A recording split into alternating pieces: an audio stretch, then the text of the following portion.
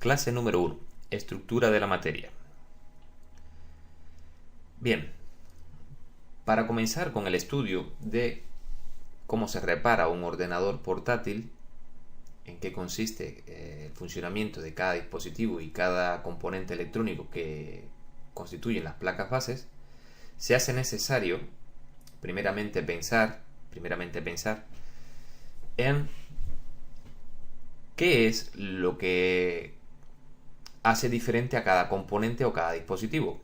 Es decir, nosotros debemos de pensar que un condensador, una resistencia, un MOSFET, un transistor, en sí, cualquier dispositivo electrónico, ¿por qué se comporta de forma diferente ante las diferentes fuerzas eléctricas?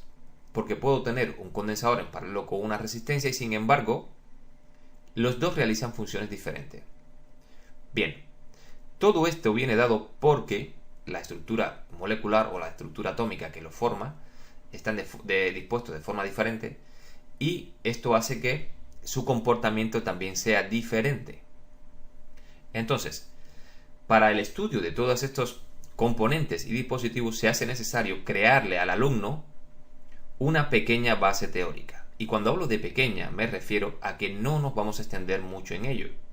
Vamos a dar únicamente lo necesario para la comprensión de las siguientes clases. De ahí a que sencillamente vamos a tocar lo que nos haga falta y no vamos a rellenar este curso con ninguna información que no sea necesaria.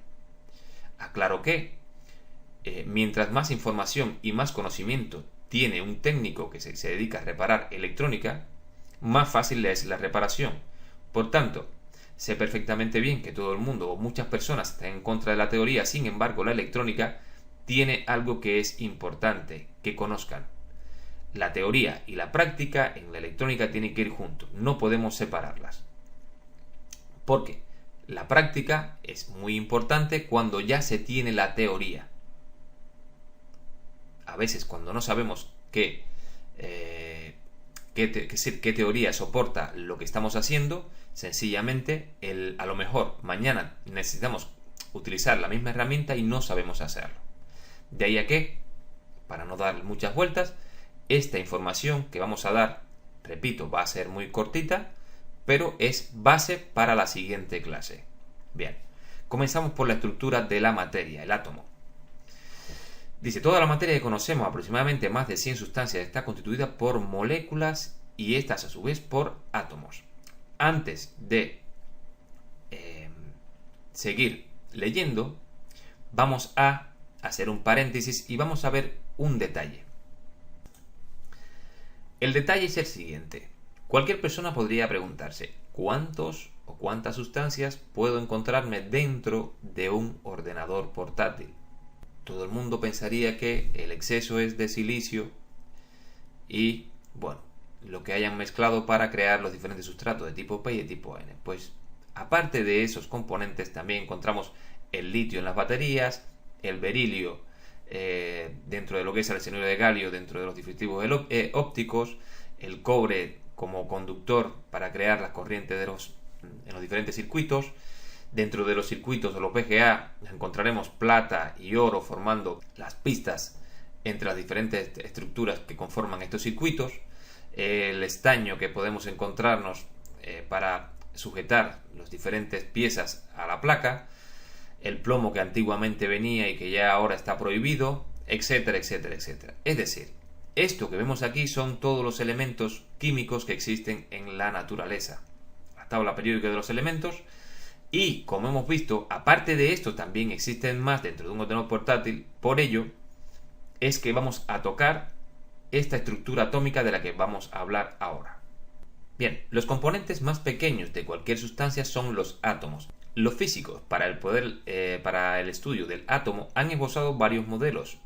Esto quiere decir que si nos encontramos algún libro o estamos estudiando o ampliando esta información y de repente nos encontramos que tenemos algún otro modelo atómico, no quiere decir que es incorrecto, ya que no existe uno solo. Nosotros para estudiar la electrónica nos guiaremos por uno específicamente.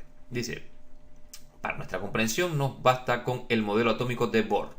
El átomo está formado por un núcleo y una corteza. En el núcleo se encuentran los protones y los neutrones, mientras que en la corteza se encuentran los electrones girando alrededor del núcleo. Esto es la representación gráfica, y digo representación gráfica de este modelo atómico, del modelo atómico de Bohr, donde hay un núcleo y girando alrededor del núcleo los electrones.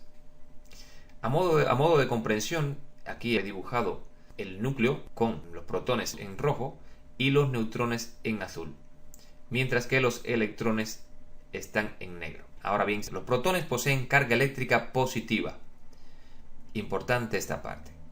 Los protones tienen carga eléctrica positiva. Los neutrones no poseen carga. Su función es la de mantener unidos a los protones entre sí.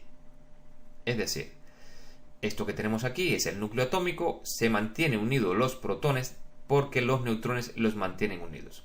Los electrones tienen carga eléctrica negativa, del mismo valor que el protón. Es decir, que si un protón tiene una carga eléctrica, un electrón tiene la misma carga pero negativa.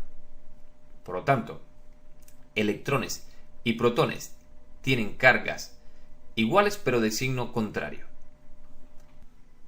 Bien, ambas cargas, la de los protones, cargas positivas, y la de los electrones, cargas negativas, son iguales aunque de signo contrario.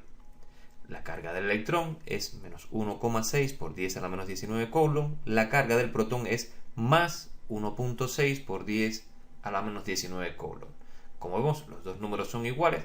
Como la carga de un electrón resulta extremadamente pequeña, se toma en el Sistema Internacional de Medidas para unidad de carga el coulomb, que equivale a 6,24 por 10 a la 18 electrones. Con estos números y con esto no trabajaremos, esto es a modo de comprensión. Sencillamente quiero que los alumnos comprendan y entiendan que en la electrónica existen, cuando hablamos de corrientes electrónicas y hablamos de que un condensador se carga, cuando hablamos de que la batería se ha descargado, se refieren a este término, al coulomb.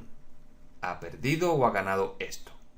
Bien, es el coulomb de lo que estamos hablando. Sin embargo, es un tema que prácticamente nunca se toca. Sencillamente, cuando hablamos de un condensador, decimos, el condensador se está cargando, sencillamente se está llenando de electrones, una de sus placas se está llenando de electrones, y los electrones son portadores de carga. Y cuando se refieren a portadores de carga, dice que la carga del electrón es menos 1,6 por 10 a la menos 19 coulomb. Lo importante de toda esta información es que el electrón tiene carga negativa, es decir, el electrón es negativo, y el protón tiene carga positiva. Bien, con esto estamos listos para pasar a la siguiente clase.